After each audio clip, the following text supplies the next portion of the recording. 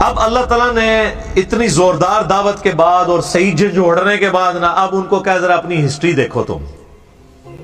یہاں سے اب ہسٹری شروع ہوئی ہے. مسلسل کئی رکوع بنی اسرائیل کی ہسٹری چلے گی جو ان کی تاریخ میں بڑے بڑے واقعات ہوئے تھے. چونکہ وہ یہودیوں کو تو واقعات پتا تھے اس لیے وہ واقعات یہاں صرف اشارتاً ذکر ہوئے ہیں ایک ایک آیت کے اندر. ہم انشاءاللہ اس کو ڈیٹیل سے بیان کریں گے چونکہ یہودیوں کو یہ پتا تھا کہ یہ ہوا تھا. مثلا اگر میں مسلمانوں کے بچے کے سامنے کہوں کہ مسلمانوں کا پہلا غزوہ بدر تھا, اب اس کو پتا ہے کہ بدر کے اندر 313 مسلمان تھے, کافر 1000 کے قریب آئے تھے, مسلمان اس طرح تھے. یہ اوورال تھوڑی ہسٹری پتہ ہی ہوتی ہے. یہودیوں کو اپنی ہسٹری تو پتا تھی لیکن اللہ تعالیٰ نے ایک دفعہ پنچ کروایا کہ تم نے کس کس موقع پہ اپنے رب کے ساتھ غداری کی اور پھر اس کے اوپر اللہ کی طرف سے تم پر کوڑا پڑا. پھر ہر ایک غداری کے بعد اللہ کی طرف سے ایک یونیورسل ٹروتھ آئے گا کہ جو یوں کرتا ہے نا ہمارے ساتھ, ہماری کتابوں کے ساتھ, ہمارے پیغمبروں کے ساتھ, ہم اس کے ساتھ یوں کرتے ہیں.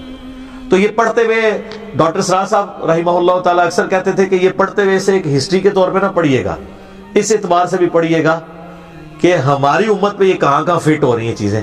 ہم نے بھی وہی حرکتیں دہرائیں جو میں نے حدیث بھی بیان کی کہ وہی خرابیاں پیدا ہوں گی جو یہود و نصارہ میں ہوئی. وَإِذْ نَجَّيْنَاكُمْ مِنْ آلِ فِرْعَوْنَ, اور یاد کرو جب ہم نے تمہیں نجات دی آل فرعون سے. یسومونکم سوء العذاب, وہ تمہیں سخت عذاب پہنچاتے تھے اور اس کی سب سے بڑی شکل کیا تھی؟ یذبحون ابناءکم, وہ ذبح کر دیتے تھے تمہارے بیٹوں کو.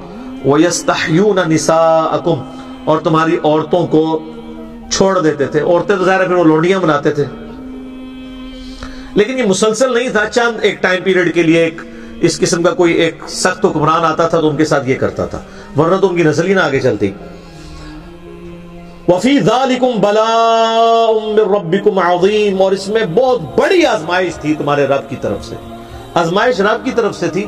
اس کا یہ مطلب نہیں کہ اللہ نے فرعون کو کہا تھا کہ ذبح کرو, نہیں, اس اعتبار سے کہ اللہ تعالیٰ دنیا میں فرعون کے ذریعے مسلمانوں کو آزماتا ہے, ابو جہل کے ذریعے مسلمانوں کو آزماتا ہے. مراد یہ کہ ان کو کھلی چھٹی دیتا ہے وہ کہ وہ اس قسم کی حرکتیں کریں. اللہ تعالیٰ ان پہ گرفت نہیں کرتا بلکہ قوموں نے خود اپنے معاملات کو سیدھا کر کے چلنا ہوتا ہے. تو وہ اس طریقے سے یہ آگے پھر آپ کو سورہ القصص کے اندر, سورۃ الاعراف کے اندر, سورہ الشعراء کے اندر ڈیٹیل سے آئے گا کہ حضرت موسیٰ علیہ السلام کو اللہ نے معجزانہ طور پہ بنی اسرائیل سے بچایا. ان کی ماں نے ایک صندوق کے اندر ان کو رکھ دیا جب وہ پیدا ہوئے. وہ ڈیٹیل واقعہ جب آئے گا اس وقت ہی ڈسکس کریں گے, یہاں پہ جنرل بات ڈسکس ہو رہی ہے. وَإِذْ فَرَقْنَا بِكُمُ الْبَحْرَ, اور جب ہم نے پھاڑ دیا تمہارے لیے سمندر کو. فَأَنْجَيْنَاكُمْ, اور تمہیں تو نجات دے دی. وَأَغْرَقْنَا آلَ فِرْعَوْنَ وَأَنْتُمْ تَنْظُرُونَ, اور ہم نے تمہاری نظروں کے سامنے فرعونیوں کو ڈبو دیا جبکہ تم دیکھ رہے تھے. اب یہ واقعہ جب حضرت موسیٰ علیہ السلام 6 لاکھ کا لشکر لے کے نکلے بنی اسرائیل کا, تو پیچھے فرعونیوں نے جب پیچھا کیا تو آگے پھر وہ سمندری جھیل آ گئی اور وہیں پہ ان کا وضو ٹوٹ گیا. کہتے ہیں کہ مروا دیا موسیٰ علیہ السلام. اللہ نے موسیٰ علیہ السلام کو وحی کی کہ یہ جو عصا ہے اس کو مارو. پھر سورہ شعراء میں آتا ہے کہ حضرت موسیٰ علیہ السلام جب عصا مارا تو دونوں طرف سمندر جو ہے نا وہ پہاڑ کی طرح یوں کھڑا ہو گیا. اتنی دیر کے لیے راستہ بن گیا کہ وہ پوری قوم وہاں سے گزر جاتی اور مت ماری گئی فرعونیوں کی. اتنا بڑا معجزہ دیکھ کے بھی انہوں نے اسلام نہیں قبول کیا اور اس سے بڑی بات یہ ماری گئی وہ اس راستے کے اوپر چل پڑے. جب سینٹر میں پہنچے تو وہ اللہ نے وہ پانی کو حکم دیا, مل گیا.